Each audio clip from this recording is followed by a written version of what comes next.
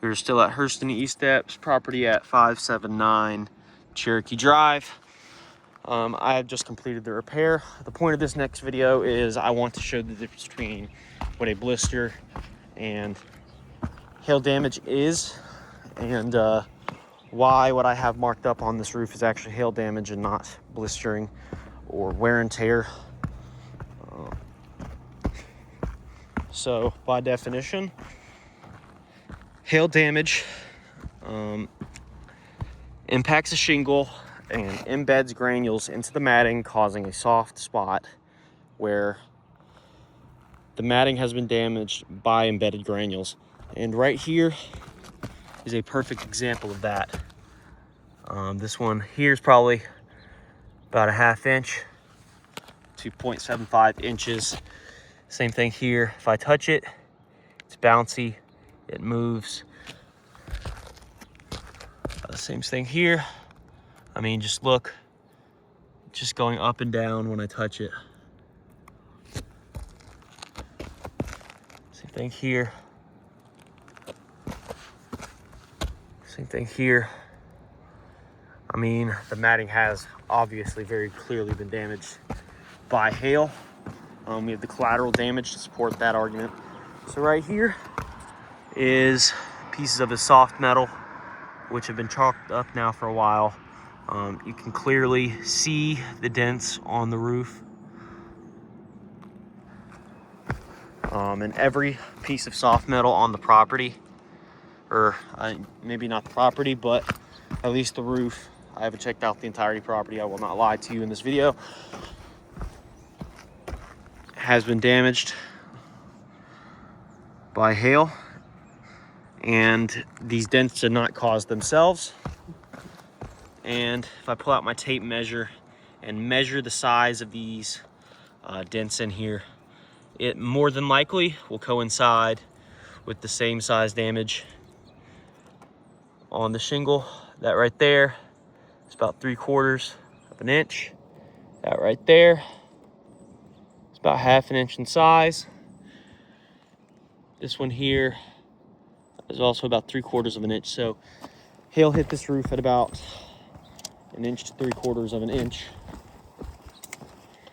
And I'm going to show you on the back as well, not just the front.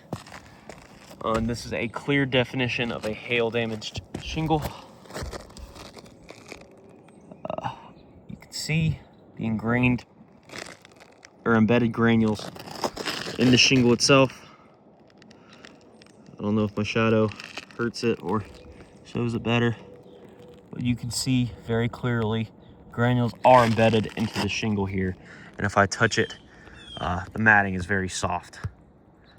It makes kind of no noise when I touch it because it's almost like touching a trampoline. It's very spongy and bouncy. This right here is a blister. There's a reason I did not mark this, and that is because this did not happen because of hail. You can see, or maybe you can't. No, you can.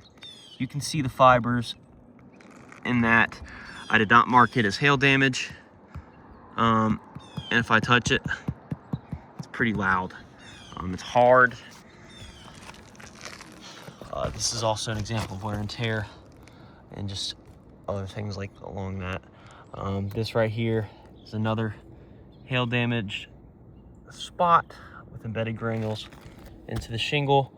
Very soft to the touch. All over this back slope and the front slope as well. And if I get my tape measure out and measure, it will coincide with the size of the dents on the shingles. So let's go ahead and give that a look. That is 3/4 of an inch. This one right here, also about 3/4 of an inch. This one here, roughly about a little, it's in between, it's about 3/8 of an inch. This one here, also about 3/8 of an inch. This one here is almost a full inch in size. This one here, 3/4. So there has been hail damage that occurred to this roof. Another example of blistering that I found is right here. As you can see, there is an impact into this shingle, or I don't want to call it an impact because that's not exactly what happened here. But essentially, I did not mark this as hail. Instead, I marked this as B for blisters because you can see the fibers in it starting to show, and this happens because of heat and moisture buildup in the shingle. And it's sort of like when you throw a pizza in the oven and it starts to swell up. It's exactly the same concept with blistering. It's hard to the touch. When I touch it, it's not going down. Although it is damage, it's not covered by insurance because it's not an act of God. That is just typical roof wear and tear. But you can have a roof that has blistering and wear and tear and hail as well.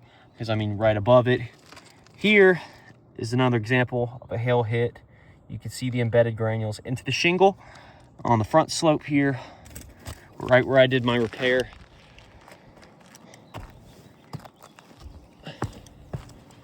And right here as well, going back to the front slope, there's more hail damage everywhere.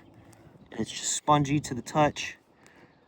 If I tap it, it doesn't have that exact same hard sound that the other shingle had. So as a contractor, I cannot complete these repairs without causing further damage to the roof. And there's actually already been previous repairs done. I'm not sure when. It could have been during Hurricane Helene, as that was when the most recorded wind damage in the area occurred. But as you can see here, this is a previous repair.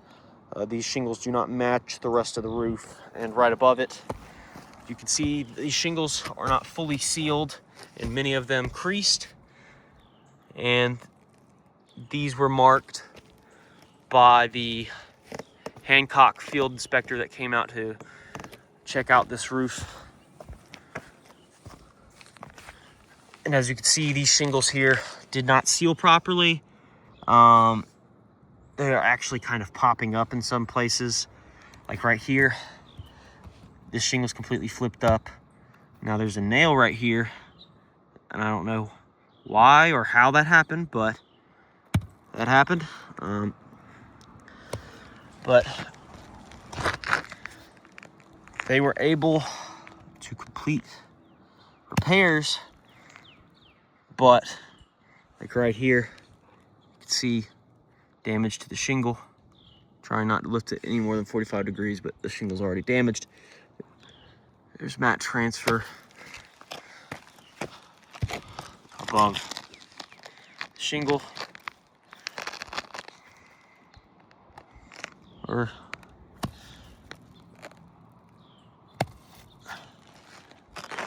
This is another example of blistering here.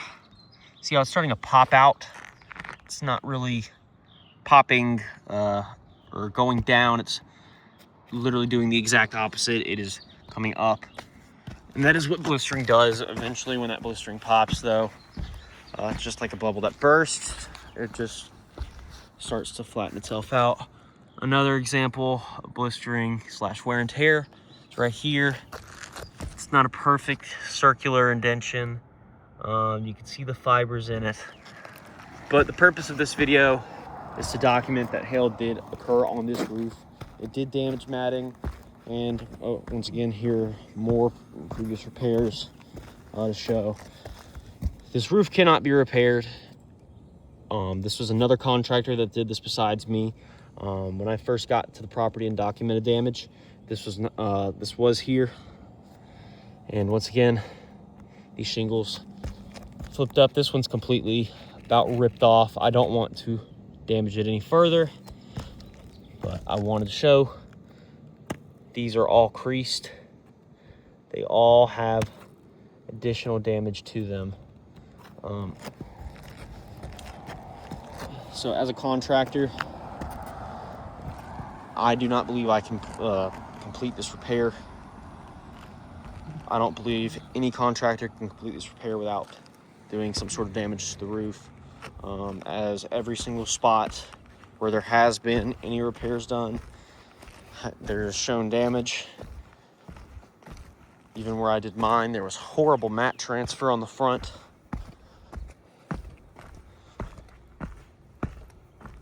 But I just wanted to show all this,